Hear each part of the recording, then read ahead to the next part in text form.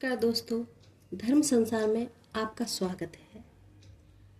आज मैं वीडियो लेकर आई हूँ जब राम, भरत, लक्ष्मण, शत्रुघ्न ये चारों भाई जब अपनी अपनी माता के गर्भ में थे तो उनके अंदर किस प्रकार की भावनाएं जागृत होती थी, जिससे ये अनुमान लगा सकते हैं कि गर्भवती महिला के अंदर जो बच्चा है वो किस तरह का निकलेगा। तो आज के युग की तो पता नहीं है, लेकिन सतयुग के हिसाब से मैं बता रही हूँ। जब उनकी जो जो इच्छाएं थीं, गर्भवती थीं, जब जो इच्छाएं थी उसी प्रकार की उन्हें संतानें मिली।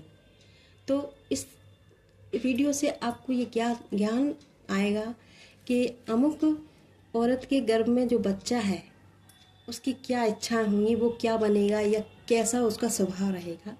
इस वीडियो से, इस जानकारी से ये पता लगा सकते हैं।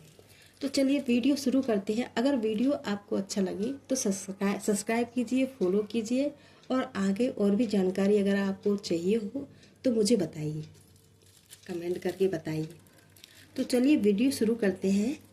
तो एक बार दशरथ जी ने माता कौशल्या से कहा, अपनी महारानियों से पूछा।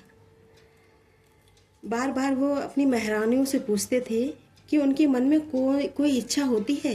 केवल महारानी कौशल्या ने सूचित की, उनके मन में ऋषि ब्राह्मणों के पूजन तथा दान करने की इच्छा बनी रहती थी। तुम प्रारंभ में, उन्होंने कहा कि तुम तो शुरू से ही ऐसी हो। महाराज ने स्नेहपूर्वक कह दिया, तुम्हें देव विप्र पूजन तथा दान में तो सदा ही रुचि रही है। अपने लिए कोई विशेष आहार, आभरण, वस्त्र अथवा कहीं जाने या कुछ देखने की इच्छा हो या कुछ खाने की इच्छा हो तो बताइए। तो महारानी ने कहा, मुझे दूसरों को भोजन कराकर उन्हें तृप्त देखने में आनंद आता है। वस्त्राभरण, स्वर्ण, अन्न एवं गौ आदि का पाकर जब ब्राह्मण अपना अन्य कोई प्रश्न होता है तब मेरा हृदय प्रफुल्लित हो जाता है। हाँ, इन दोनों एक विशेष इच्छा अवश्य हो रही है, वही तो मैं बार बार पूछ रहा हूँ। महाराज बोले कि वही तो मैं बार बार पूछ रहा हूँ। तो महाराज ने आग्रहपूर्वक जानना चाहा और कहा कि बताइए। महाराज, घोषित कर दे कि राज्य में जो भी अभाव पीड़ित हों, ऋणग्रस्त हों और वे राजकीय कोष से जितना धन चाहे ले लें। महारानी ने पुनः अनुरोध के स्वर में कहा, मैं जानती हूँ कि राज्य में किसी को किसी भी प्रकार का कष्ट ना हो, मैं ये चाहती हूँ। महाराज ने समिस्त से कहा, घोषणा तो मैं आज ही करवा देता हूँ, किंतु देव दशरथ कभी इतना कृपण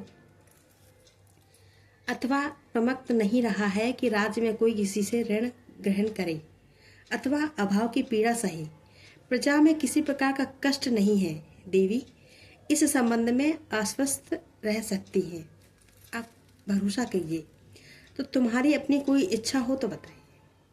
महाराज ने कैकेयी से पूछा कि तुम्हारी कोई इच्छा हो तो बताइए। तो महाराज, मैं तो कभी सेवा प्रिय रही नहीं। कैकेयी बोली कि मैं तो कभी सेवा प्रिय रही नहीं, परंतु इन दोनों बड़ी जीजी के समीप हटने को मन ही नहीं करता है। हंसकर महारानी ने पुनः कहा कि बार बार जी करता है कि उनके सदन की सब दासियों को पृथक कर दूं और उनकी सब सेवा स्वयं करूं, लेकिन यह भी नहीं कर पाती हूं। कारण किसी दासी को सेवाधिकार से वंचित कैसे करूं। और बड़ी जीजी से तो इन दिनों पता ही नहीं क्यों कुछ कहने में मुझे संकोच होने लगा है। लगता है कि जो आने वाला है बड़ी जीजी के कुमार का दृढ़ अनुगामी होगा, मतलब उनका जो पुत्र है उसका बड़ा सेवक होगा।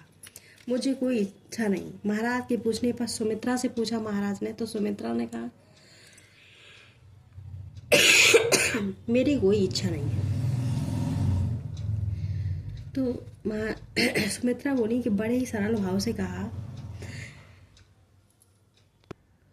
तो महारानी सुमित्रा बोली, अपनी दोनों बहनों की सुविधा की व्यवस्था मेरा स्वत्व है। महारानी सुमित्रा बोली, अपनी दोनों बहनों की सुविधा की व्यवस्था मेरा स्वत्व है और मुझे इसमें परम संतोष है। दोनों ने स्नेहपूर्वक मुझे यह अधिकार दे रखा है। मुझे भी कुछ चाहिए, यह तो मैं सोच ही नहीं पाती हूँ। महाराज ने अत्यंत कुशल कुछ सेविकाएं महारानियों की सेवा में नियुक्त कर रखी थीं। वे सेवा में आवश्यक उपचार में तो निपुण थी ही, इस विषय में भी अत्यंत ख्यात थीं कि अंतर्गत पत्नी के वस्त्र आभरण कैसे होना चाहिए, उनके समीप कौन से रत्न कब रहने चाहिए, उनका श्रृंगार एवं अंगराग किस ऋतु में किस दिन कैसा होना चाहिए। इस विषय में उनसे अधिक ज्ञाता मिलना दुष्कर है।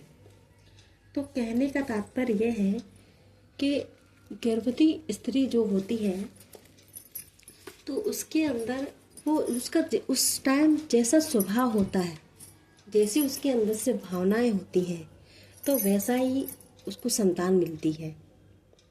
तो अच्छी संतान प्राप्त करने के लिए आप पति पत्नी, ऐसा नहीं है कि सिर्फ पत्नी ही, पति को भी चाहिए कि अपने अंदर जैसा आप सोच रहे हैं कि मुझे ऐसी संतान चाहिए, तो वैसी अपने अंदर भावना भी होनी चाहिए, वैसा ही आपको मूड बनाना चाहिए।